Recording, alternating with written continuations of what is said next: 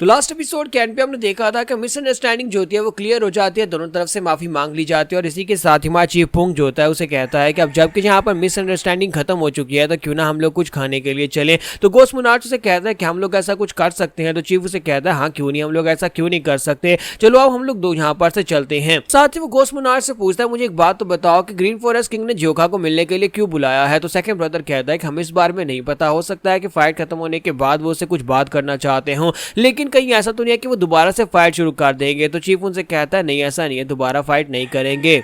दूसरी तरफ हमारे जोका का सीन दिखाता है कि माँ जोका जो होता है चीफ पोंग के सामने बैठा होता है, sorry chief green forest king के सामने बैठा होता है। ग्रीन फॉरेस्ट किंग उसके सामने एक ऑफर रखता है, उसे कहता है ग्रीन फॉरेस्ट मेन पेट्रोल का हिस्सा बन जाओ। तो हमारा जोका जो होता है हैरान हो जाता है, जबकि ग्रीन फॉरेस्ट किंग इस बात को लेकर काफी ज्यादा एक्साइटेड होते हैं और उसे कहते हैं कि हाँ मैं चाहता हूँ कि तुम यहाँ पर हमारी पेट्रोल टीम का हिस्सा बन जाओ, और क्या तुम चाहते हो कि मैं यहाँ पर तुम्हारे लिए इस बात को दोबारा से रिपीट करूँ। तो हमारा जोका जो होता है वो कभी भी यहाँ पर उसकी पेट्रोल टीम का हिस्सा नहीं बनेगा, क्योंकि उन लोगों ने पहले से यहाँ पर इस बात को डिसाइड कर रखा है। तो उसके सामने वहां पर उसे एक बैच दिया जाता है जिसके ऊपर ग्रीन लिखा होता है। तो मां जोका उसे कहता है कि नहीं मैं यहाँ पर ऐसा काम बिल्कुल भी नहीं करूंगा जिसमें काफी ज्यादा मुश्किल, और मैं मुश्किल वाला काम तो नहीं करना चाहता। और वो टोकन को उसकी तरफ पीछे करता है, जबकि मास्टर जो होते हैं उस टोकन को उसकी तरफ आगे कर रहे होते हैं और उसे कहते हैं तुम्हें किसने कह दिया कि इस काम में मुश्किल होने वाली है। तो मां जोका उसे कहता है कि तुम्हारे एक डिसाइपल में जिनविन जनरल ने मुझे खुद कहा था, उसने कहा था कि जहां पर ऐसा करने से मैं अपनी फैमिली से दूर हो जाऊंगा और मुझे आसपास के लोगों के साथ यानी आसपास के स्ट्रॉन्ग होल्ड्स के ऊपर जाकर उनके ऊपर नजर रखनी पड़ेगी।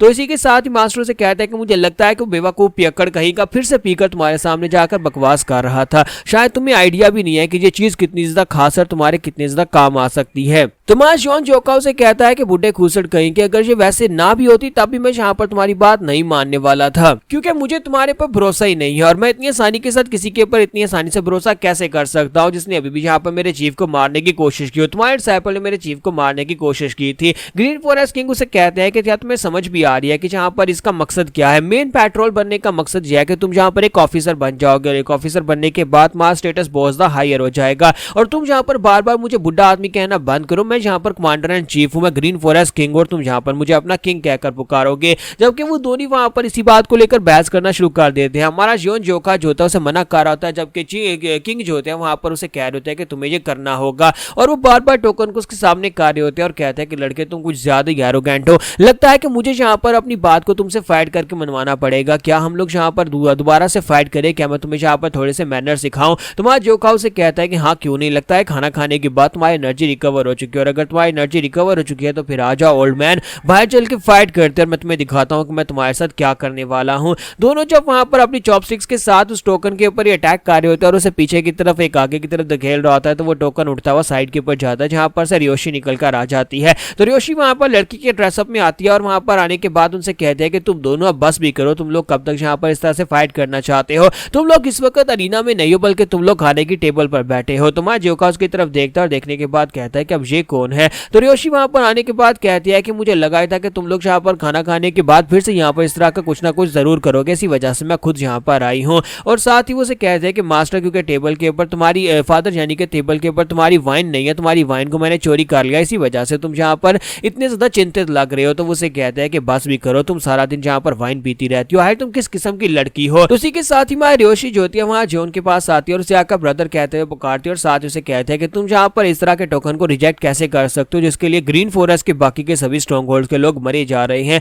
उन्हें तो यहाँ पर इस टोकन की इतनी जरूरत है कि वो लोग यहाँ पर एक दूसरे को भी मार डालें इस टोकन के लिए। तुम्हारा जॉन उसे कहता है कि तुम मुझे ब्रदर क्यों कह रही हो, क्या मैं तुम्हें जानता हूँ और क्या मुझे तो नहीं लगता कि मैं तुम्हें जानता हूँ। तो इसी के साथ उसके फादर उसे कहते हैं क्या वाकई में तुम्हें लगता है कि तुम इसे नहीं जानते, क्या तुमने पहले कभी किसी पियक्कड़ लड़की को नहीं देखा, मुझे तो लगता है कि तुमने इसको देखा होगा। और इसी के साथ ही हमारा जॉन जो होता है जब वहां पर इमेजिन करता है और कहता है कि ऐसा बिल्कुल भी नहीं हो सकता, क्या तुम वही लड़के हो जो कि कल रात हमारे साथ पी रहे थे। तो हमारी ऋषि जो होती है वहां पर उसे आंख मारते हैं और उसे कहते हैं कि हाँ मैं वही हूँ। तो इसी के साथ ही फादर उसे बताता है कि ये मेरी इकलौती बेटी है, इसका नाम सियोक रियोशी है। मां जॉन उसकी बात सुनने के बाद कहता है कि अच्छा तो ये बात है। फिर साथ ही मां जॉन जो होता है उसकी तरफ देखता और कहता है कि तभी तो मैं यहाँ पर ये सोच रहा था कि तुम इतनी ज्यादा कमजोर क्यों, हालांकि तुम्हारी इंटरनल एनर्जी कितनी ज्यादा बेहतर है, लेकिन इसके बावजूद एक ही गिलास पीने के बाद तुम टल्ली होकर गिर क्यों गई थी, क्योंकि तुम एक लड़की हो। तो ये बात सुनने के बाद रियोशी जलाकर उसे कहती है, ये क्या बकवास कर रहे हो, मुझे तो लगा था कि तुम यहाँ पर मेरी तारीफ करोगे कि मैं कितनी ज्यादा खूबसूरत हूँ। क्या तुम्हें मेरी खूबसूरती यहाँ पर दिखाई नहीं दे रही? क्या तुम्हें सिर्फ इतना ही दिखाई दिया कि मेरे पास इंटरनल एनर्जी और इंटरनल एनर्जी होने के बावजूद मैं यहाँ पर सिर्फ एक ही गिलास पी सकती हूँ?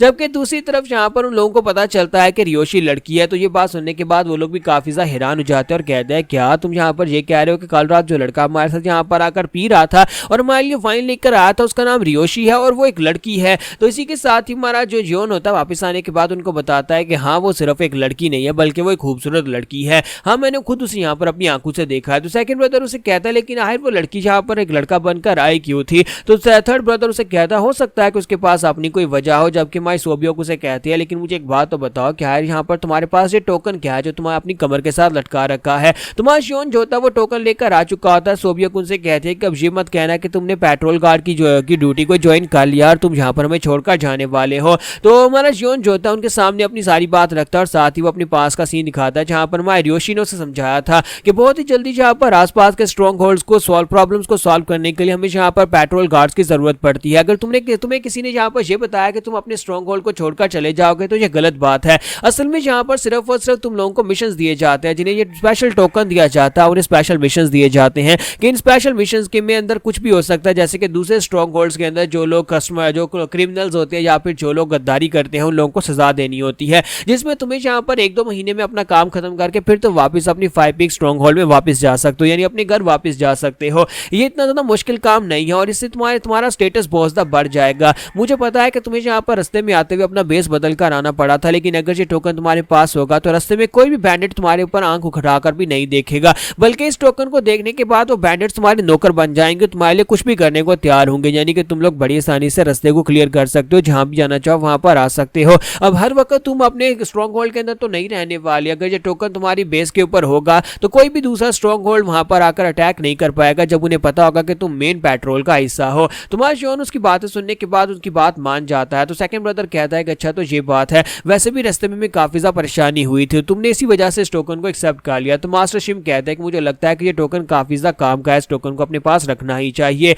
अब यहाँ पर से वापस चलते हैं क्योंकि हमने यहाँ पर पहुंचने में काफी ज्यादा दिक्कत हुई थी और जल्दी से वापस घर चलते हैं। क्योंकि उन लोगों से कहता है कि हाँ यही बात है, इसी वजह से मैंने इस टोकन को भी एक्सेप्ट कर लिया है। जबकि ये टोकन मेरे पास है तो इस टोकन की मदद से हम लोग यहाँ पर किसी मुश्किल में नहीं फंसेंगे और तुम सभी लोग मेरे बिना भी ठीक रह पाओगे। चीफ पोंग उन लोगों से कहता है कि इसका मतलब यह है कि यहाँ पर सारा काम खत्म हो चुका है, तो फिर क्या हम लोग अपनी 5 पीक स्ट्रॉन्ग होल्ड के ऊपर वापस चले? तो क्या हम लोग वापस चले, लेकिन उससे पहले हमें यहाँ पर सर पेट्रोल ऑफिसर से पूछना होगा, क्योंकि हमारा जोका जो है पेट्रोल ऑफिसर बन चुका है, तो हमें तो इसको बधाई देनी चाहिए, सभी लोगों को खुश होना चाहिए। तो वो सभी लोग चीफ की बात सुनने के बाद खुश हो जाते हैं और कहते हैं कि हाँ ये बात तो वाकई में हमने सोची ही नहीं कि हमारे 5 पीक स्ट्रॉन्ग होल्ड के अंदर एक चीफ पेट्रोल ऑफिसर है, यानी कि ये ऑफिसर बन चुका है, तो फिर हमारा स्ट्रॉन्ग होल्ड भी बहुत ज्यादा तरक्की करने वाला है। सभी लोग उसे कहते हैं कि सर पेट्रोल ऑफिसर आप बताएं कि क्या हम लोग यहाँ पर से घर वापस जा सकते हैं? तो माँ जोखा उनसे कहता है हाँ क्यों नहीं, चलो घर चलते हैं। तो यहाँ पर हमारी एपिसोड 64 का एंड करेंगे और नेक्स्ट एपिसोड में देखेंगे कब आगे क्या होने वाला है।